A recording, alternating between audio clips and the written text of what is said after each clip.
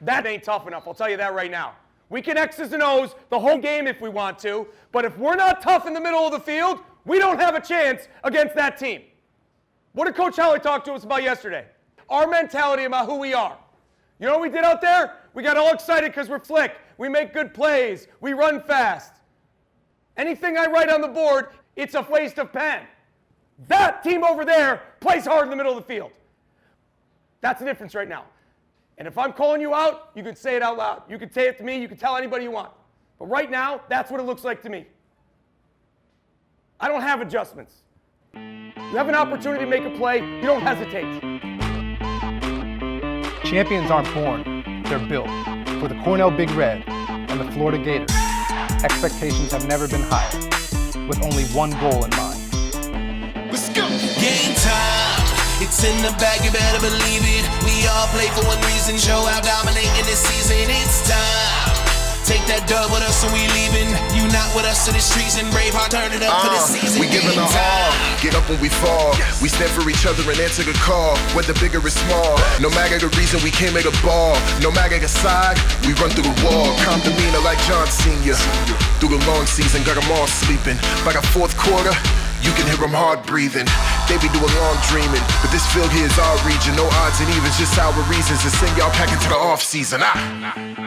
It's passion, it's the process, it's the season, 2019.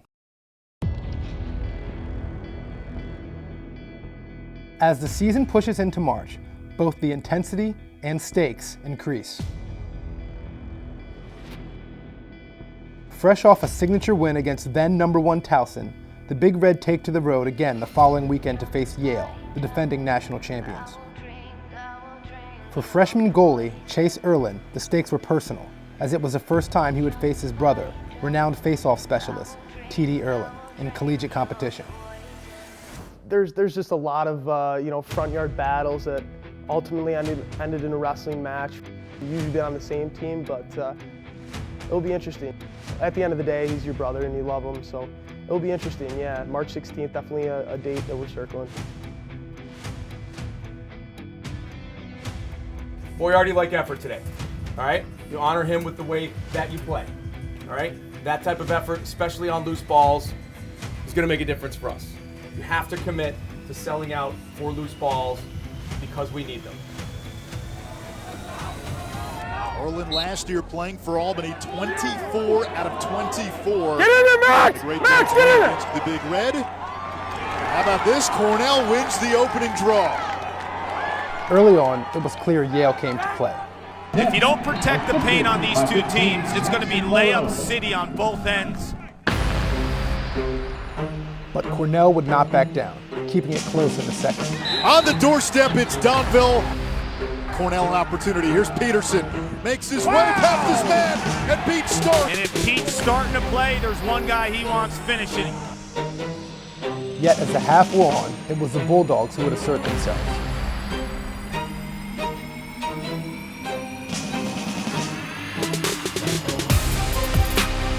Yale strikes back. Piatelli fires and scores. Hold that thought at 7-4 Cornell. Gaudette bouncing off the defender. Yale doubling up Cornell 10-5. For head coach Peter Milliman, the difference was not tactical, but mental. If we're not tough in the middle of the field, we don't have a chance against that team. They slide with purpose, with pace. They sprint off recoveries. You have an opportunity to make a play, you don't hesitate. Second you do, we look like children against that team. That's the difference. I know you have that. I saw it 5 days ago. And right now, I know you guys don't like what you just did, and I know you don't feel good about it. There's only one way you change that. You sell out and show your teammates that that's you. The only way we get back on top is we play like a team. We make team plays. Little things we need to do, and they come from your heart and your legs, and you got to make them on this field or we don't have a chance. I know you can, and I know you're not satisfied with what we just did. Now an unsettled situation. On the doorstep, Peterson. Risk and reward. Feeding inside. to Peterson, who cans it. In the third, the Big Red continued to trade goals with the Bulldogs. Fletcher deep! Fletcher, get over the midline! Fletcher midline! But with every goal, there was a matching miscue, and Cornell could only get as close as 4. Brandow from Mooney. Brandow, the sack trick, his 6th. In the end, it was simply not Cornell's day. Yale is rolling. This is more than a gut check. This is an absolutely eye-opening reevaluation of who should be on the field right now. And not just who's playing, how we're contributing on a daily basis, how we're working to get better. Guys, I've lost battles before. Those don't frighten me. What frightens me is when we stop fighting.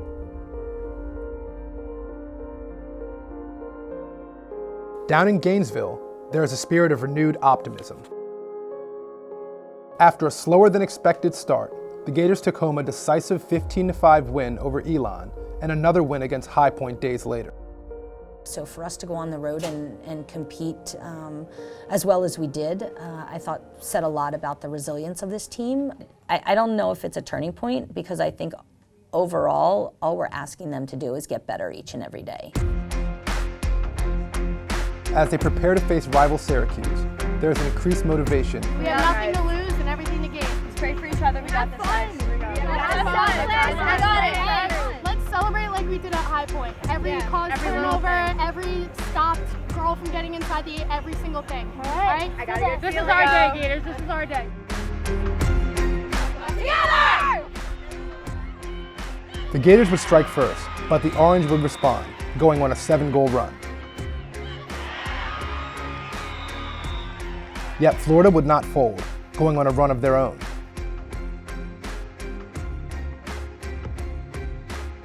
Despite the effort, Florida still trailed 9-6 heading into the locker room.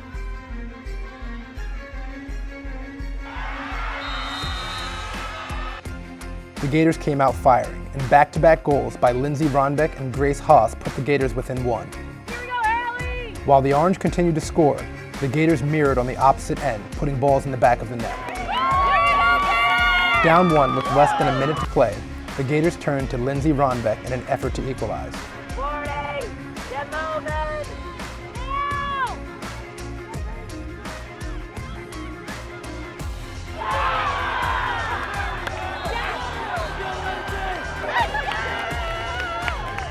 But Syracuse still had time to take the lead, end the game. It was a crushing result given the effort and improvement.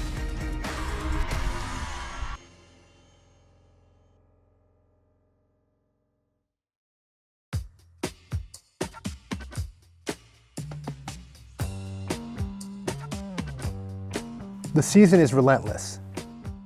And with only 2 days before taking on another ranked opponent in UNC, the Florida girls are back at it the following day looking for redemption. I mean, I think we just have to be strong with our drives. Like, we have to really draw, and if we draw, we have to get adjacents through. They're strong and they're physical, and we will run right into them. I also think we have to move the ball a little bit quicker than we're used to. One of the most notable faces showing improvement is freshman midfielder Annie Gillis, who saw her first minutes in the hard-fought game against Syracuse. It just kind of is like, wow, okay, I've been working so hard and this, like, the work pays off, but it's like still every day you get to practice and there's 4, 5, 6 other girls that are right there with you, and anyone can take your spot at a given time. So it's like I just have to remind myself that nothing is like guaranteed. Annie's spot on the squad had to be earned, but it's also in her blood, finding a mentor in the form of her older brother, former Syracuse midfielder Joe Gillis. My older brother Joseph, he really, like, I talk to him a lot, and he'll text me like a million pointers after every game, what I did wrong, what I can do better, but like I just always go to him because he'll always give me like, all right, Annie, remind yourself of this, this, and this, and you're in a great spot, you're on a great team, and all of that. With hard work paying off, Annie earned her first career start as the Gators welcomed the #3 ranked Tar Heels to the Diz. Trombetta not letting anything pass. inside and a goal for North Carolina, and it's 1-0 UNC. The Gators know they'll have to perform their best in order to secure a win, but a hot start by UNC puts them down 2-0 early.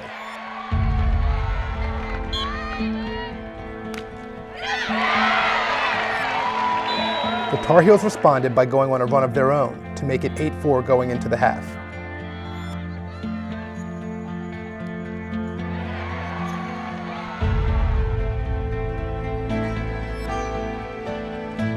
In the second half, UNC lost no steam, scoring another 3 goals off the bat.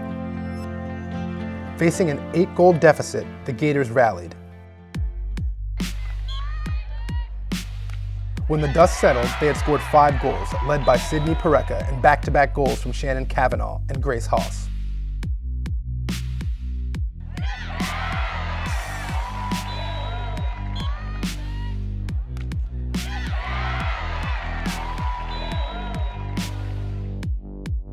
But in the end, the Gators ran out of time.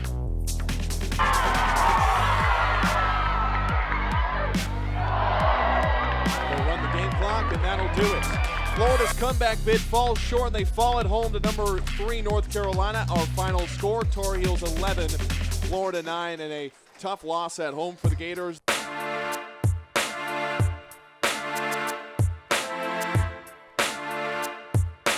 "1,100 miles to the north at Cornell, Captain Clark Peterson and his teammates are enjoying some competition off the field. Thanks for the loot, bruh. It's good loot.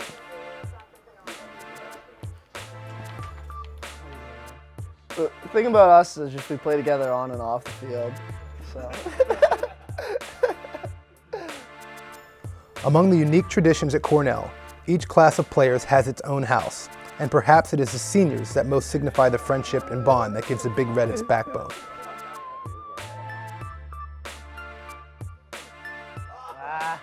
And while Clark's virtual sharpshooting skills deserve praise, it is his laser-like efficiency on the field that has added him to the Tewarton watch list. I think last year we really showed that just by caring about each other and by wanting to spend more time together and with each other, that's kind of what took us to the quarterfinals last year. It'll be a dream come true if we can, get over that hill and we can finally bring Cornell back to our former glory.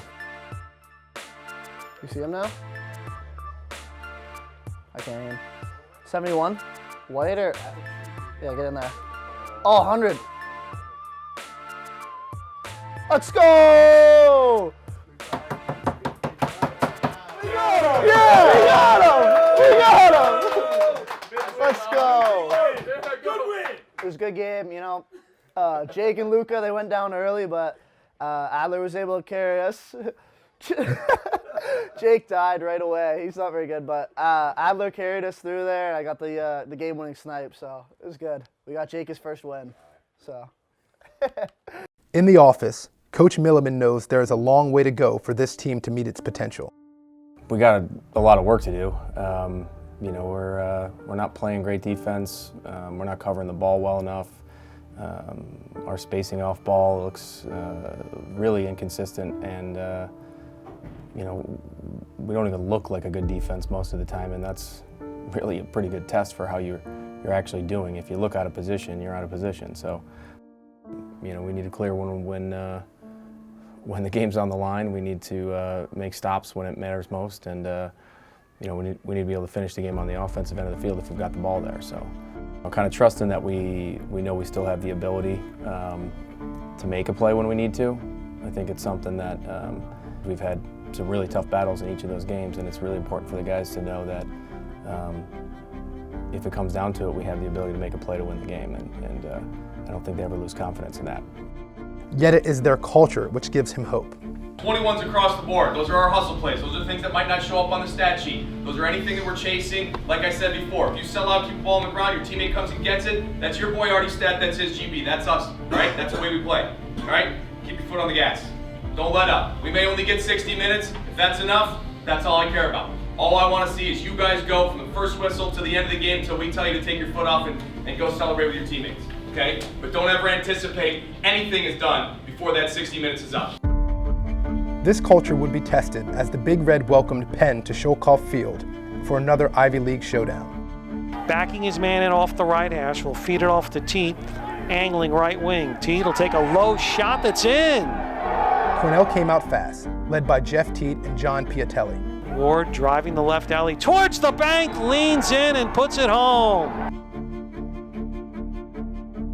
Operating from the left hash is Piatelli. Backing in, turned around and just blew it by the goaltender. Jake McCulloch's goal early in the second gave them a 5-goal advantage. Redirect, now trying to angle left side is Fletcher. What a pass to Peterson! And it's a big red goal. His first of the afternoon. Yet crucial penalties gave Penn a chance to get back in the game, allowing 3 consecutive man-up chances. Matthias, goal line extended to the right. Matthias with the skip. Bartolo, left side it goes. Feed up to the top, and Dunn puts it in.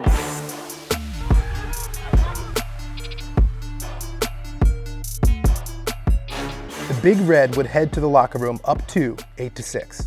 Doesn't matter if this is a long stick, midfielder, a close defenseman, a short stick, or whatever. If the ball comes up your side, you stretch 5 to 8 yards right away. You have to every time. Otherwise, we stay here, they don't even have to swing over. That little mental lapse in the second quarter is the only thing that gave them any life. It's it.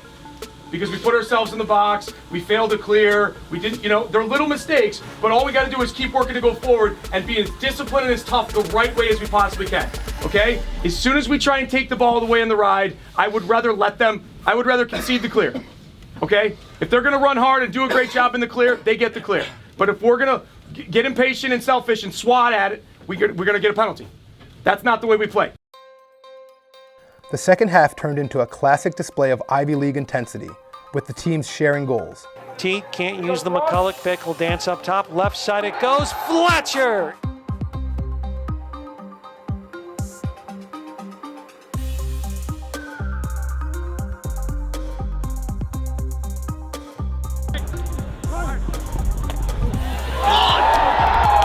It's a big red goal.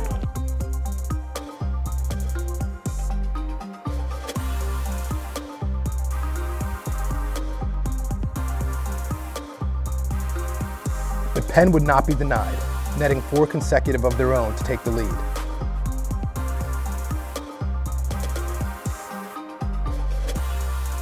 Cornell would turn again to Piatelli to tie. Piatelli backs in on the left hash. Piatelli backing in with a shot in a tie ball game. He does it again! And with less than a minute to play, the score was knotted at 15. We're down to 20 seconds in the game. Working behind the goal is Rosner. Rosner with the feed to Goldner, who puts it in.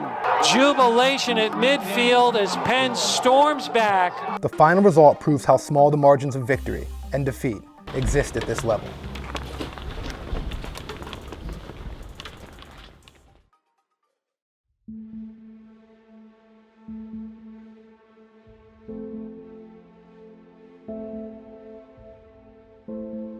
After a string of frustrating losses, no one is more driven to improve than senior midfielder Sydney Pirreca. Her drive to compete is something that has been with her long before her lacrosse career. And so I probably started gymnastics at like 3 years old, just doing like the basic mommy and me stuff. And I fell in love with it from the start. So I became a competitive gymnast at probably age 5.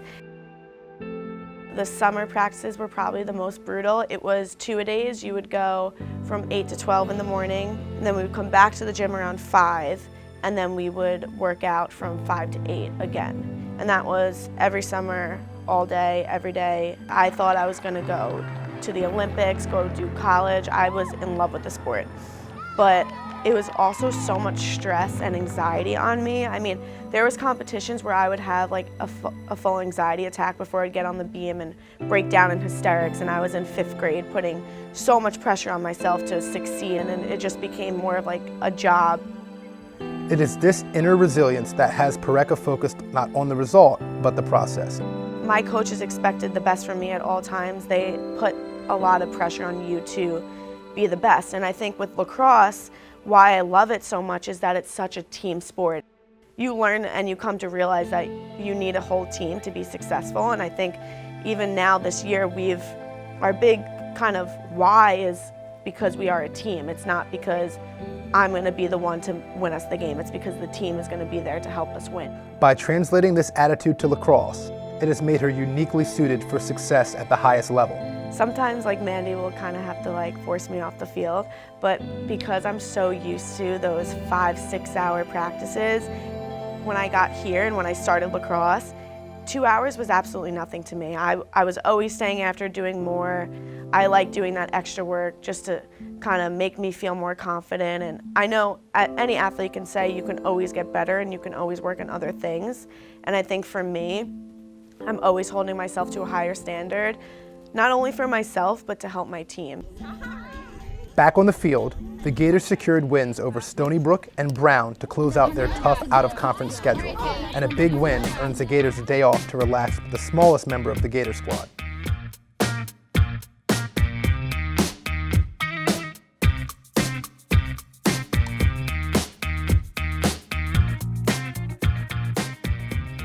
While a day off is earned, the focus on the season and the upcoming games is still paramount, especially for Sid.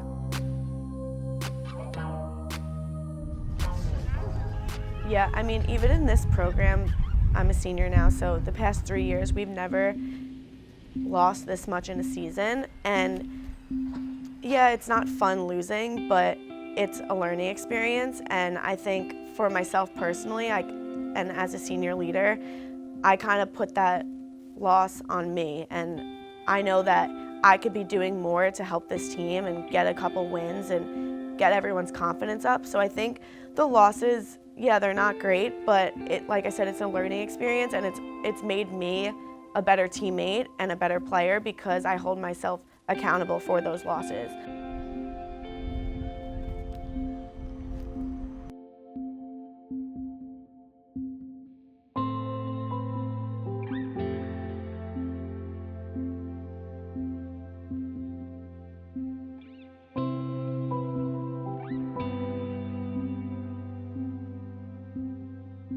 We can go as far as we want, or it could come up short. It all depends on how close we become as a team and as a unit, and really that closeness is what's going to predict how far that we can go this year. We aren't going to harp on the past and keep looking back at those losses because it is in the past, but we can only move forward. So I think these losses can only help us in the long run. And if they can turn their biggest challenges into strengths and turn close defeats into victories, then everything they dream of is still possible.